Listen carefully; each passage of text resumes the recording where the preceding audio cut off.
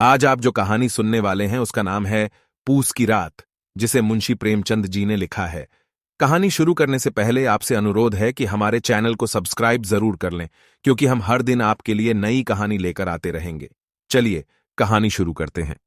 हल्कू ने आकर स्त्री से कहा, सहना आया है, लाओ जो रुपए रखे हैं उसे दे दूं, किसी तरह गला तो छूटे।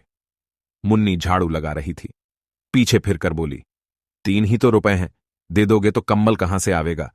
माघ पूस की रात हार में कैसे कटेगी? उससे कह दो फसल पर दे देंगे, अभी नहीं। हल्कू एक क्षण अनिश्चित दशा में खड़ा रहा। पूस सिर पर आ गया। कम्बल के बिना हार में रात को वह किसी तरह नहीं जा सकता, मगर सहना मानेगा नहीं, घुड़कियां जमावेगा, गालियां देगा, बला से जाड़ों में मरेंगे, बला तो सिर से टल जाएगी। ये सोचता हुआ वह अपना भारी भरकम डील लिए हुए, जो उसके नाम को झूठ सिद्ध करता था, स्त्री के समीप आ गया और खुशामद करके बोला, ला दे दे, गला तो छूटे, कम्बल के लिए कोई दूसरा उपाय सोचूंगा। मुन्नी उसके पास से दूर हट गई और आंखें तरेड़ती हुई बोली, कर चुके दूसरा उपाय, जरा सुनूं तो कौन सा उपाय करोगे? कोई खैरात दे देगा कम्बल, न जाने कितनी बाकी है, जो किसी तरह चुकने ही नहीं आती। मैं कहती हूं, तुम क्यों नहीं खेती छोड़ देते? मरमर काम करो, उपज हो तो बाकी दे दो, चलो छुट्टी हुई, बाकी चुकाने के लिए ही तो हमारा जन्म हुआ है, पेट के लिए मजूरी करो, ऐसी खेती से बाज आए, मैं रुपए न दूंगी न दूंगी। हल्कू उदास होकर बोला, तो क्या गाली खाऊं? मुन्नी ने तड़प कर कहा, गाली क्यों देगा, क्या उसका राज्य है? मगर ये कहने के साथ ही उसकी तनी हुई भौहें ढीली पड़ गईं। हल्कू के उस वाक्य में जो कठोर सत्य था, वह मानो एक भीषण जंतु की भांति उसे घूर रहा था। उसने जाकर आले पर से रुपए निकाले और लाकर हल्कू के हाथ पर रख दिए। फिर बोली, तुम छोड़ दो अब की से खेती, मजूरी में सुख से एक रोटी तो खाने को मिलेगी, किसी की धौंस तो न रहेगी। अच्छी खेती है, मजूरी करके लाओ, वह भी उसी में झोंक दो, उस पर धौंस। हल्कू ने रुपए लिए और इस तरह बाहर चला मानो अपना हृदय निकाल कर देने जा रहा हो।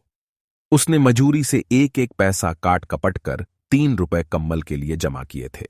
वह आज निकले जा रहे थे। एक एक पग के साथ उसका मस्तक अपनी दीनता के भार से दबा जा रहा था। पूस की अंधेरी रात, आकाश पर तारे भी ठिठुरते हुए मालूम होते थे।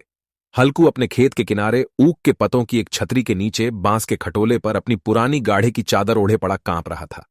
खाट के नीचे उसका संगी कुत्ता जबरा पेट में मुंह डाले सर्दी से कूं कूं कर रहा था। 2 में से एक को भी नींद न आती थी।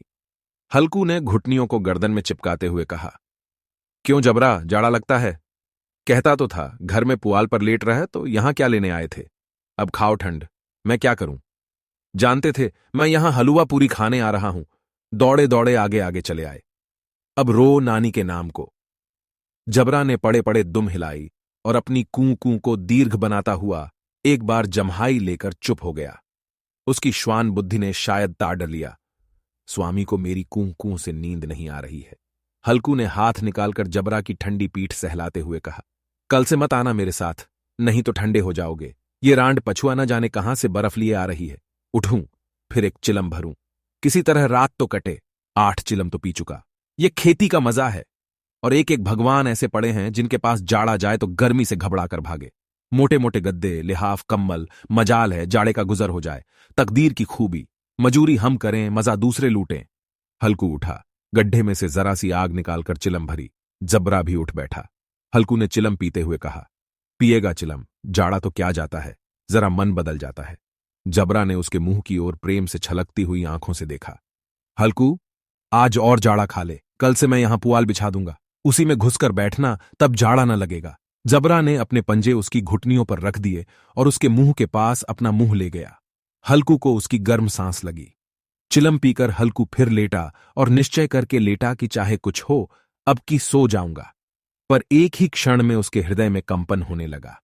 कभी इस करवट लेटता, कभी उस करवट, पर जाड़ा किसी पिशाच की भांति उसकी छाती को दबाए हुए था। जब किसी तरह न रहा गया तो उसने जबरा को धीरे से उठाया और उसक सिर को थपथपाकर उसे अपनी गोद में सुला लिया।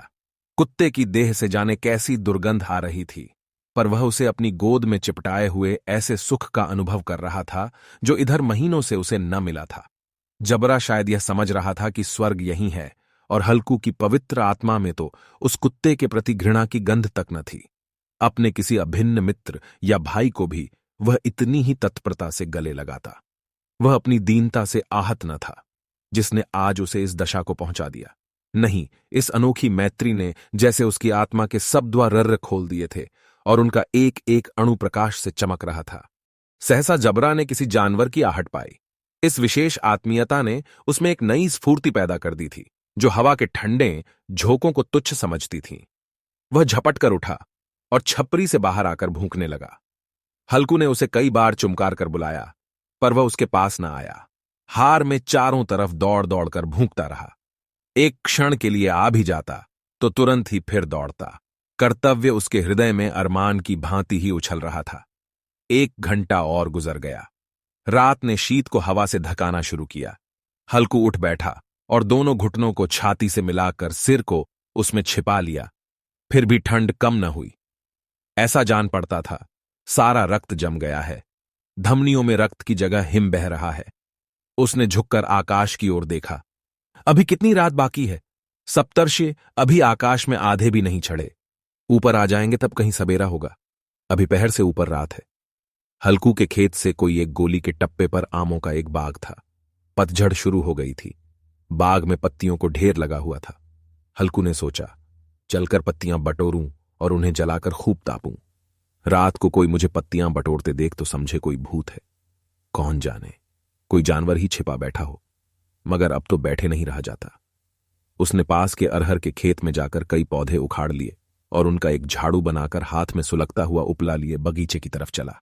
जबरा ने उसे आते देखा तो पास आया और दुम हिलाने लगा। हल्कू ने कहा, अब तो नहीं रहा जाता जबरू, चलो बगीचे में पत्तियां बटोर कर तापें। टांठे हो जाएंगे तो फिर आकर सोएंगे, अभी तो बहुत रात है। जबरा ने कूं कूं करके सहमति प्रकट की और आगे आगे बगीचे की ओर चला। बगीचे में खूब अंधेरा छाया हुआ था और अंधकार में निर्दय पवन पत्तियों को कुचलता हुआ चला जाता था। वृक्षों से ओस की बूंदें टप टप नीचे टपक रही थीं। एकाएक एक झोंका मेहंदी के फूलों की खुशबू लिए हुए आया। हल्कू ने कहा, कैसी अच्छी महक आई जबरू, तुम्हारी नाक में भी तो सुगंध आ रही है। जबरा को कहीं जमीन पर एक हड्डी पड़ी मिल गई थी। उसे चिंछोड़ रहा था। हल्कू ने आग जमीन पर रख दी और पत्तियां बटोरने लगा। जरा देर में पत्तियों का ढेर लग गया। हाथ ठिठुरे जाते थे, नंगे पांव गले जाते थे और वह पत्तियों का पहाड़ खड़ा कर रहा था। इसी अलाव में वह ठंड को जलाकर भस्म कर देगा। थोड़ी देर में अलाव जल उठा। उसकी लौ ऊपर वाले वृक्ष की पत्तियों को छू छू कर भागने लगी। उस अस्थिर प्रकाश में बगीचे के विशाल वृक्ष ऐसे मालूम होते थे मानो उस अथाह अंधकार को अपने सिरों पर संभाले हुए हों। अंधकार के उस अनंत सागर में यह प्रकाश एक नौका के समान हिलता मचलता हुआ जान पड़ता था। हल्कू अलाव के सामने बैठा आग ताप रहा था। एक क्षण में उसने दोहर उतारकर बगल में दबा ली। दोनों पांव फैला दिए मानो ठंड को ललकार रहा हो, तेरे जी में जो आए सोकर। ठंड की असीम शक्ति पर विजय पाकर वह विजय गर्व को हृदय में छिपा न सकता था। उसने जबरा से कहा, क्यों जब्बर, अब ठंड नहीं लग रही है? जब्बर ने कूं कूं करके मानो कहा, अब क्या ठंड लगती ही रहेगी। पहले से यह उपाय न सूझा, नहीं इतनी ठंड क्यों खाते? जब्बर ने पूंछ हिलाई। अच्छा आओ, इस अलाव को कूद कर पार करें, देखें कौन निकल जाता है। अगर जल गए बच्चा तो मैं दवा ना करूंगा। जब्बर ने उस अग्निराशि की ओर कातर नेत्रों से देखा। मुन्नी से कल न कह देना, नहीं तो लड़ाई करेगी। यह कहता हुआ वह उछला और उस अलाव के ऊपर से साफ निकल गया। पैरों में जरा लपट लगी, पर वह कोई बात न थी। जबरा आग के गिर्द घूमकर उसके पास आ खड़ा हुआ। हल्कू ने कहा, चलो चलो, इसकी सही नहीं, ऊपर से कूद कर आओ। वह फिर कूदा और अलाव के इस पार आ गया। पत्तियां जल चुकी थीं। बगीचे में फिर अंधेरा छा गया था। राख के नीचे कुछ कुछ आग बाकी थी, जो हवा का झोंका आ जाने पर जरा जाग उठती थी, पर एक क्षण में फिर आंखें बंद कर लेती थीं। हल्कू ने फिर चादर ओढ़ ली और गर्म राख के पास बैठा हुआ एक गीत गुनगुनाने लगा। उसके बदन में गर्मी आ गई थी, पर ज्यों ज्यों शीत बढ़ती जाती थी उसे आलस्य दबाए लेता था। जबरा जोर से भूंक कर खेत की ओर भागा। हल्कू को ऐसा मालूम हुआ कि जानवरों का एक झुंड खेत में आया है। शायद नील गायों का झुंड था। उनके कूदने दौड़ने की आवाजें साफ कान में आ रही थीं। फिर ऐसा मालूम हुआ कि खेत में चर रही हैं। उनके चबाने की आवाज चर चर सुनाई देने लगी।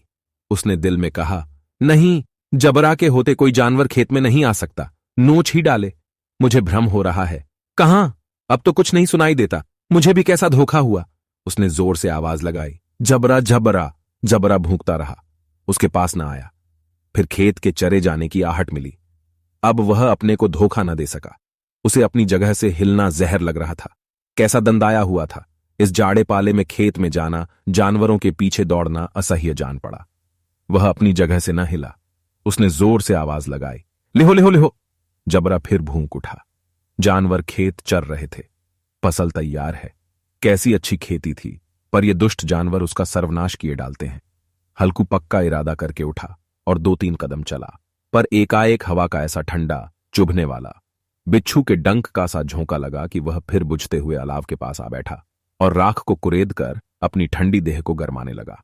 जबरा अपना गला फाड़ डालता था। नील गायें खेत का सफाया किए डालती थीं और हल्कू गर्म राख के पास शांत बैठा हुआ था। अकर्मण्यता ने रस्सियों की भांति उसे चारों तरफ से जकड़ रखा था। उसी राख के पास गर्म जमीन पर वह चादर ओढ़कर सो गया। सवेरे जब उसकी नींद खुली, तब चारों तरफ धूप फैल गई थी और मुन्नी कह रही थी, क्या आज सोते ही रहोगे? तुम यहां आकर रम गए और उधर सारा खेत चौपट हो गया। हल्कू ने उठकर कहा, क्या तू खेत से होकर आ रही है? मुन्नी बोली, हां, सारे खेत का सत्यानाश हो गया। भला ऐसा भी कोई सोता है? तुम्हारे यहां मड़ैया डालने से क्या हुआ? हल्कू ने बहाना किया, मैं मरते मरते बचा। तुझे अपने खेत की पड़ी है। पेट में ऐसा दर्द हुआ कि मैं ही जानता हूं। दोनों फिर खेत की डौंडाह पर आए। देखा, सारा खेत रौंदा पड़ा हुआ है और जबरा मड़ैया के नीचे चित्त लेटा है, मानो प्राण ही न हो। दोनों खेत की दशा देख रहे थे। मुन्नी के मुख पर उदासी छाई थी, पर हल्कू प्रसन्न था। मुन्नी ने चिंतित होकर कहा, अब मजूरी करके मालगुजारी भरनी पड़ेगी। हल्कू ने प्रसन्न मुख से कहा, रात को ठंड में यहां सोना तो न पड़ेगा। यह थी मुंशी प्रेमचंद जी द्वारा रचित कहानी पूस की रात। अगर आपको कहानी पसंद आई तो कमेंट करके जरूर बताएं। हम आपसे कल मिलेंगे एक नई कहानी के साथ।